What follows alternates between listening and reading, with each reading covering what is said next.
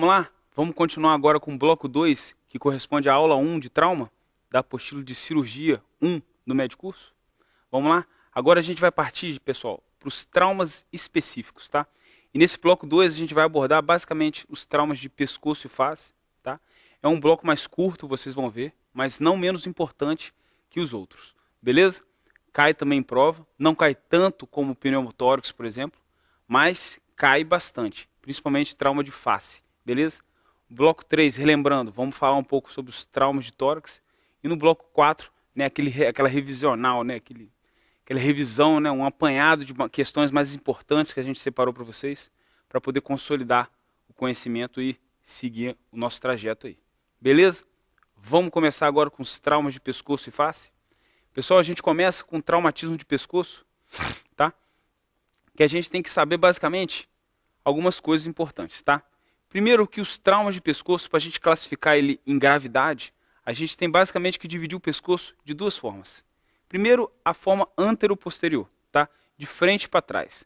O pescoço ele é dividido de frente para trás por um músculo muito conhecido chamado esternocleidomastoide, ou esternocleidomastoide, como preferirem, tá bom?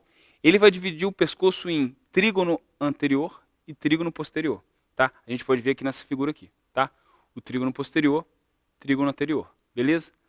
Lesões, né, traumas do pescoço localizados no trígono anterior são considerados traumas graves, porque é nele que estão as estruturas mais nobres do pescoço, tá? Via aérea, vasos e tubo digestório, tá? Tubo digestivo, como preferirem, tá bom? Só para lembrar, traqueia ou laringe, tá? Vasos principais, carótide jugular, tá? Dentre outros ramos, tá? E, por último, esôfago, tá bom? São as principais estruturas lesionadas no traumatismo de trígono anterior do esôfago, do pescoço, perdão, tá bom? E quais são os traumas de trígono posterior? Esses são os traumas mais brandos, tá? Mais leves. A gente não tem que ter, né, uma preocupação tão, né, urgente, tão imediata com esse tipo de trauma. São lesões um pouco mais leves que não acometem, né, essas três estruturas principais, beleza? Uma outra forma da gente dividir o pescoço é uma forma crânio-caudal, que a gente vai chamar. Beleza? A gente divide o pescoço, como a gente pode ver aqui, em zonas. Tá? Zona 1, 2 e 3. De acordo com a altura, a gente tem alguns parâmetros. Tá? Os parâmetros são, gente, aqui para ficar mais fácil aqui do ladinho. Zona 1, da fúrcula, tá? É o chão, né, a base do pescoço, da fúrcula external, até a cartilagem cricoide. Tá bom? Tá aqui nessa altura aqui. Cartilagem cricoide. Lembrando que acima dela, membrana cricotireoide, acima, cartilagem tireoide. Tá? Essa zona 1 é a zona que a gente tem que ter mais atenção. É a chamada zona de perigo do pescoço. Nela acontecem os traumas graves, os traumas que vão levar o paciente ao óbito em cerca de minutos, tá? Às vezes até segundos, beleza? Se for um trauma de laringe ou de traqueia, tá? Porque, gente, como a gente pode ver aqui, ó, nessa zona 1, ó, olha o que tem aqui. Traqueia. Sabe outra coisa que tem aqui também? Olha aqui embaixo. Os tais vasos da base que a gente comentou já na aula. Tá? Pessoal, esses vasos da base, quando lesado, tá? Jugular, carótida, eles causam um caso gravíssimo de hemorragia externa. O paciente perde sangue rápido. Tá? E ele, consequentemente, morre rápido também. Beleza? Essas estruturas elas estão localizadas aqui nessa zona 1 e tem que ser, né, foco de atenção quando a gente vê um paciente com trauma, principalmente penetrante nessa região. Tá? Lembrando que a principal forma de trauma no pescoço são os traumas penetrantes, não os contusos. Beleza, pessoal? Zona 2 vai de onde até onde, Felipe? Zona 2 vai da cartilagem cricoide, que é o limite superior da zona 1, até o quê? Ângulo da mandíbula. Pô, Felipe, mas ângulo da mandíbula, para mim, ali nem tem pescoço mais. Já tem a mandíbula, inclusive. Para mim, ali já é face. Só que, pessoal, o pescoço, tem que lembrar que ele continua para trás. O pescoço ele vai até o occipital. Beleza, galera? Então, basicamente, do ângulo da mandíbula até o occipital. Pessoal, a zona 2 é a região ali, ó, mais tranquila, tá? Região que os traumas de pescoço ali são mais, né, a gente pode ficar mais tranquilo, tá? Não tem muitas estruturas ali que podem causar, né, grandes lesões, principalmente porque elas estão um pouco mais profundas e mais protegidas pelos músculos, beleza? Então é a zona de conforto, é a zona com os traumas, né, mais leves, beleza? Zona 3, principais traumas de glândulas, tá? Principalmente glândulas salivar e tudo mais, beleza? E alguns ramos, né, vasculares da carótida externa, beleza? É o trígono ali intermediário, beleza? Zona 3, lesão não fica nem entre a zona 1 nem entre a zona 2, apesar dela ser a 3, né? É questão basicamente de altura, tá? Nela se localizam os traumas, né, moderados do esôfago, do pescoço, beleza? E quais são os sinais, tá, galera, que vão fazer agora, né, além da localização, trígono anterior e zona 1, que vão fazer com que a gente suspeite de uma lesão grave do pescoço, tá? Que acometeu alguma estrutura vital e que vão, consequentemente, necessitar de cirurgia. Ou seja, quais são os fatores que vão falar para a gente assim, olha só, Felipe, esse paciente merece uma cirurgia de urgência. Quais são eles? A gente vai dividir em 4 grupos, sendo os primeiros que eu vou falar aqui um pouco mais importantes, tá? São primeiros sinais de acometimento de estruturas vasculares. Quais são eles? Tá sangrando em jato para fora. Pegou o quê? Carótida. Deu ruim, né? Como a gente pode falar. Pessoal, a hemorragia externa do pescoço é um fator gravíssimo que demonstra para a gente prognóstico ruim.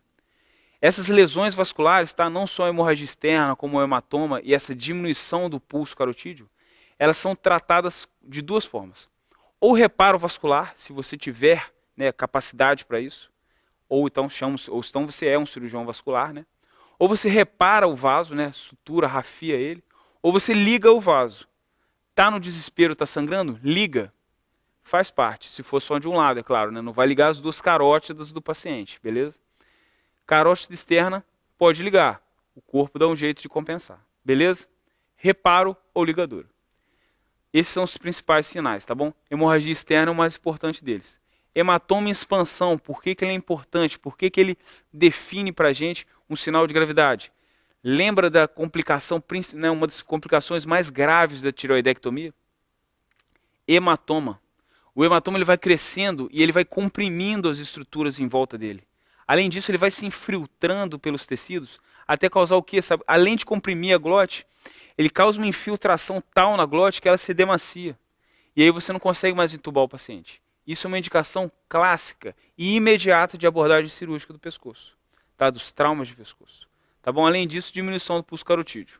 Beleza? Sinal que tem alguma coisa obstruindo ali, ou até, né, chocado, por exemplo. Beleza? Qual é o outro grupo de sinais que a gente tem que ficar atento aí, tem que levar importância? Sinais de lesão do trato digestivo, ou seja, sinais de perfuração do esôfago. Quais são eles? Disfagia ou dinofagia, beleza? O paciente está com dificuldade para engolir, está com dor ao engolir. E o mais importante deles, que a gente vai ver no outro, né, no grupamento 3 também, que são as vias aéreas. Enfisema subcutâneo, do pescoço, claro. Crepitação local. Gente, se tem enfisema subcutâneo, rompeu alguma estrutura que tem ar dentro. Ou esôfago, ou traqueia, laringe, o que for. Beleza? Tem que indicação de cirúrgica imediata. Além disso, sangue na orofaringe. Tá bom, galera? Sangue na orofaringe, a gente vai falar um pouquinho mais sobre os traumas, na parte de trauma de face. Vocês vão ver qual que é a principal artéria acometida, a gente vai falar um pouquinho mais à frente. Tá? Podem ficar calmos. Qual que é o terceiro grupamento agora? Eu já falei. Sinais de ruptura do sistema da via aérea, tá? As vias aéreas do paciente. Quais são? Também o enfisema subcutâneo, como eu já falei. Estridor, rouquidão, lembra da lei de Poiseuille que a gente falou? Se tem estridor, tem obstrução da via aérea. Tem alguma coisa dando errado, tá bom? Tem alguma coisa causando uma estenose dessa via aérea. Tem que abordar o pescoço imediatamente. Assim como a rouquidão, beleza? Tem alguma coisa comprimindo as cordas vocais. Além disso, hemoptise vultuosa e disfonia. Tá? Lembrando que disfonia são as alterações da fonação. O que é fonação, Felipe? Disfonia é o cara que é fanho? Não, gente. Disfonia é qualquer prejuízo de comunicação do paciente, comunicação verbal do paciente. Tá? O paciente não consegue falar adequadamente. Ele emite sons, seja porque tem alguma obstrução, ou seja que ele não consegue articular as palavras por conta de algum traumatismo, algum impedimento mecânico. Tá? Esses são disfonia que a gente chama, beleza? Além disso, pessoal, o último grupamento aqui ele não é tão comum, tá? Mas a gente não pode deixar de falar ele, não pode deixar de estudar ele. Tá? São os sinais de acometimento neurológico. É um pouco subjetivo, assim, às vezes a gente não consegue identificar bem durante a nossa avaliação, mas assim, um déficit lateralizado. Por exemplo, o cara teve um trauma de pescoço, né, um trauma contuso, por exemplo, de um lado, e ele está com déficit neurológico motor do outro. Tá? Lembrando que as fibras só cruzam, né, lá no bulbo, né? Ou seja, qualquer fibra nervosa daqui, né, que vá para o sistema nervoso central, ela necessariamente vai cruzar e vai se comunicar do outro lado, né, no outro hemisfério, né, no hemisfério contralateral. Então, déficits lateralizados a gente tem que aceitar, né, como uma possibilidade de lesão neurológica. Obviamente, a gente não acaba não operando todos os pacientes, mas, né, o ATLS, o próprio Saveston coloca isso aqui, né, como uma principal indicação, né, de atenção para uma possível indicação cirúrgica num trauma de pescoço. Beleza? Outras, alteração do estado de consciência desde que descartado o TCE. Obviamente o TCE é a principal causa, né, de um déficit, né, uma alteração, um rebaixamento de nível de consciência. Se não tiver TCE e o cara tiver um trauma de pescoço, a gente tem que suspeitar e acaba indicando a cirurgia por conta dessa suspeita. Beleza, pessoal? E aí, cabem duas dúvidas, duas principais perguntas que a gente tem quando a gente atende esses pacientes que tiveram esse trauma de pescoço. Primeiro, qual é a conduta no trauma penetrante, que lembrando é o principal do pescoço, em pacientes assintomáticos, ou seja, ele não tem nenhum daqueles sinais que a gente falou atrás. Lembrando também que assim, a gente divide esses traumas penetrantes do pescoço em dois grupos. Tá? Aqueles que acometeram acima do músculo platisma, ou seja, os traumas superficiais, né? Esses a gente sempre vai manejar de forma conservadora. E o trauma que acometeu profundamente, ou seja, ultrapassou o platismo. Já dei a cola, né? Todo mundo já deve estar pensando. Pessoal, a conduta no trauma penetrante para paciente assintomático, se passou do platisma, vai ser sempre cirurgia. Só que não. Gente, depende do serviço. Na verdade, tanto faz. Tem serviço que, se bem estruturado, tá? E se der uma atenção especial para o paciente, dá para levar de forma conservadora. Se o paciente estiver estável, a gente pode fazer uma TC multislice para identificar se tem alguma lesão, né, de alguma estrutura vital do pescoço. Às vezes, né, o cara deu sorte. Tomou uma facada no pescoço e não acometeu nada. Pode fazer uma laringoscopia, uma endoscopia. Tá? Até um Doppler de carótida para ver se teve algum acometimento, tem algum extravasamento dessa carótida. Tá? Com esses exames, né, se o paciente obviamente estiver estável, a gente consegue triar melhor esses pacientes. Mas o serviço tem que estar, né, bem preparado. Não tem nada disso, não tem nada de nenhum exame desse para eu identificar. O meu hospital é pobre, né, vamos falar assim, precário, indicado a cirurgia, gente, não tem discussão. Trauma penetrante do pescoço, que ultrapassou o platismo, é indicação cirúrgica. A gente pode falar clássica, mas hoje em dia a gente está, né, discutindo isso um pouco mais. E agora, por outro lado, e no trauma contuso do paciente que não tem nenhum daqueles sintomas que a gente já falou? Pessoal, no trauma contuso, a conduta é classicamente conservadora. Só que a gente tem que lembrar que no trauma contuso, a principal causa de fratura de laringe, né, que lembra, é uma indicação clássica de traqueostomia de urgência, né, aquela que é exceção, tá? É no trauma contuso, beleza? Você tem uma contusão importante, né, uma contusão violenta do pescoço, e os anéis traqueais acabam se rompendo. E aí você tem um risco de lesão, né, de uma fratura de laringe. Tá? Qual que é o principal exame para investigar a laringe, né, para investigar esse trauma de laringe nesses pacientes com trauma contuso? Eu sei o que você está pensando. Você está pensando assim, fácil. Laringoscopia, Felipe. Não. Pessoal, por incrível que pareça, né, a pegadinha é essa. O melhor exame para a gente investigar trauma contuso de pescoço, para investigar a laringe, é a TC, a tomografia. Beleza, galera? Ela vai identificar, ela vai desenhar, traçar melhor ali a laringe. Se tiver qualquer ruptura, menor que seja, a gente consegue identificar bem. Sabe por que isso? A laringe, além da parede dela ter algumas calcificações que a gente identifica muito bem na tomografia, o conteúdo dela é aéreo, ou seja, é preto na tomografia. Qualquer extravasamentozinho que tiver na parede, a gente vai identificar facilmente. Na laringoscopia pode ter um furinho que você não viu. Na TC não dá, você identifica tudo, porque ela é multi-slice. Beleza? Fica essa pegadinha aí, galera. Pessoal, pescoço já acabou. Vamos partir agora para o trauma de face, que é menor ainda, só que não menos importante. Pessoal, trauma de face, a gente, para poder entender ele, saber todos os conceitos, não esquecer de nada, a gente tem que relembrar de 3 pontos principais. Tá? A gente vai dividir em 3 perguntas principais. Tá? Quer ver primeiro? Qual que é o melhor exame para a gente avaliar um trauma de face? Ah, Felipe, essa é mole. TC de crânio. A gente já fez TC de crânio para avaliar se tinha algum TCE. Aí o crânio ali, né, tá a face ali no meio.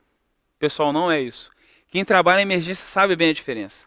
Quem é radiologista, né, tá prestando prova para radiologia, por exemplo, deve saber bem a diferença também.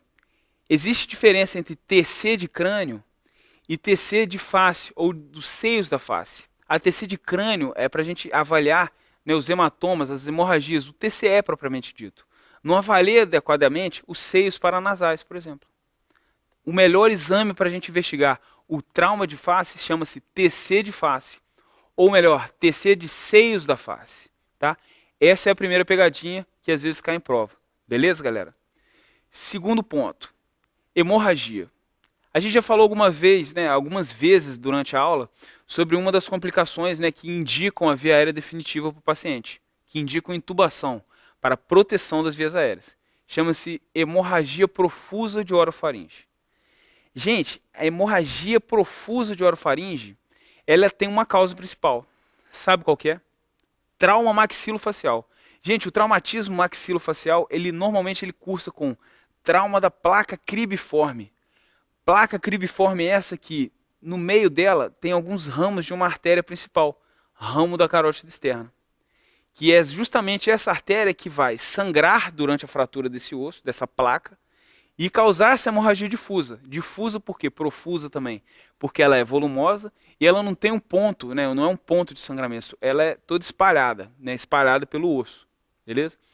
E qual é essa artéria?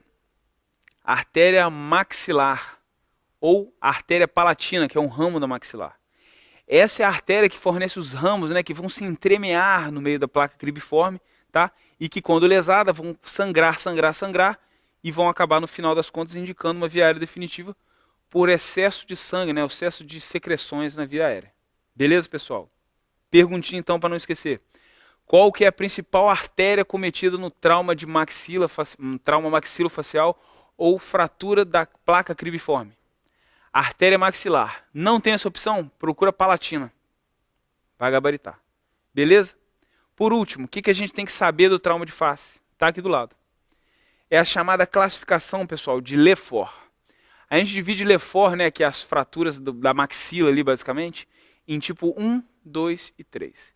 O tipo 1, galera, é o mais tranquilo. É o que a gente chama de fratura, né, desconexão dento-alveolar. A gente pode ver aqui, ó, ela acontece bem aqui na base da maxila e ela vai causar uma desconexão da dentição, né, por isso dento, com os alvéolos, que são onde fica, né, a parte do osso maxilar, onde os dentes vão repousar, vão ficar estáveis, né, estabilizados ali.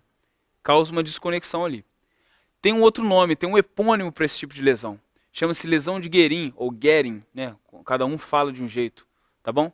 É um epônimo para fratura de Lefort tipo 1. Beleza, galera?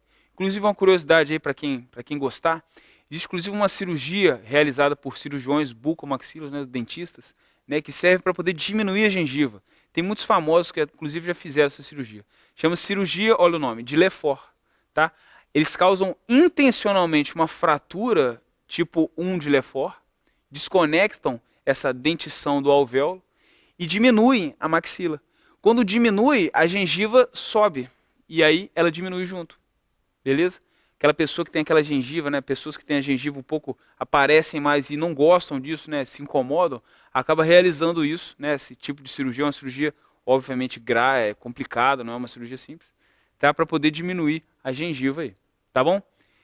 E Lefort tipo 2, pessoal. Lefort tipo 2 é um pouco mais grave e é mais comum do que o Lefort tipo 1 também. Lefort tipo 2, ele causa uma desconexão agora da maxila inteira, né, não é só da parte dentro alveolar dela, da maxila inteira, junto com o osso nasal, elas são desconectadas, né, forma esse triângulozinho aqui que vocês estão vendo, do osso frontal. Então, resumindo, é uma desconexão da maxila e nasal, né, dos ossos maxilar e nasal, do osso frontal. Tá? E o tipo 3, que está aqui do lado, é basicamente o tipo 2 mais grave. Tá? É o tipo 2, que é a desconexão, ó, a gente está vendo aqui, do osso nasal e maxilar do frontal, só que estendido para o lado. Estende para o lado, ó, olha aqui do lado, aqui, ó. Olha o que pegou. Arco zigomático. O que o arco zigomático forma ali, galera? Órbita. Tá? Então o trauma ele é forte tipo 3, basicamente ele é um tipo 2 em que acomete a órbita, tá? Pode ser só a parte externa da órbita, pode ser a parte mais interna da órbita, tá? Causando uns traumatismos bem mais graves, beleza? Pode ter acometimento de nervo óptico e tudo mais. E o que a gente também tem que levar, tá? Fechou basicamente esses 3 pontos que a gente tinha que saber do trauma de face.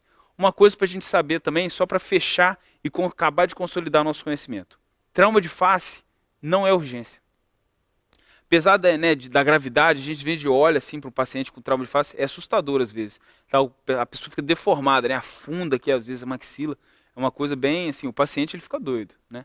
Mas ele não é urgência, não causa nenhum traumatismo, né? A não ser que esteja sangrando a artéria maxilar, como a gente já falou, não causa nenhuma complicação, né? Que se não corrigida naquele momento, o paciente vai morrer, por exemplo. E nem ter uma sequela eterna. Ah, está afundado aqui meu rosto, se não arrumar agora já era, vou ficar assim para sempre. Não. Dá para arrumar no dia seguinte, beleza? Inclusive eu já presenciei isso no serviço de emergência, não tinha bucomaxilo e ninguém sabia conduzir, né, esse trauma maxilar do paciente. Ele tinha duas opções: esperar o bucomaxilo chegar no dia seguinte ou ser transferido do hospital. Que no final das contas a gente sabia que ia acabar, né, demorando um dia e às vezes o bucomaxilo ia estar dormindo, né, aconteceu de madrugada e também não ia atender ele. Enfim, o paciente ele preferiu voltar no dia seguinte, ele estava estável, obviamente. Ele foi de alta, né, com retorno, né, orientação de retorno. No dia seguinte ele voltou e hoje está ótimo. Beleza, pessoal? Então é uma fratura que não requer urgência, não requer preocupação. Ela sempre fica para o segundo momento da avaliação do trauma. Beleza? Com isso agora a gente conclui, a gente fecha esse segundo bloco da nossa aula de trauma 1, tá? Fechamos agora o trauma de pescoço e face e a gente vai depois para o bloco 3, tá? Com os traumatismos torácicos, que é a parte mais importante, a parte mais empolgante da aula. A gente não pode deixar de assistir também. Beleza, pessoal? Até a próxima. Aquele abraço.